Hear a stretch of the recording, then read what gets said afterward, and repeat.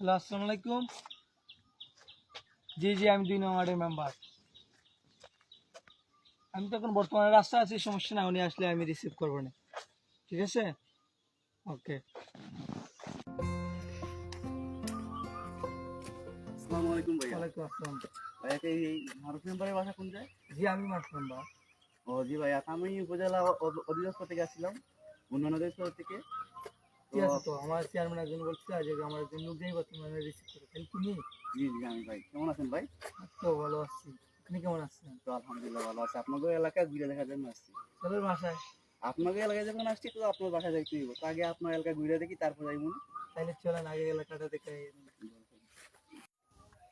Member সাহেব, আপনাদের এলাকার জিনিসটা কিন্তু খুব উন্নত আর খুব সুন্দর লাগতেছে। এটা তো কোনো সরকার করে নাই, এলাকার মানুষ খুব চালাক, এলাকার মানুষগুলো এগুলো এলাকার মানুষরা খুব উন্নত না? হুম। রাস্তাঘাটগুলো খুব সুন্দর কিন্তু।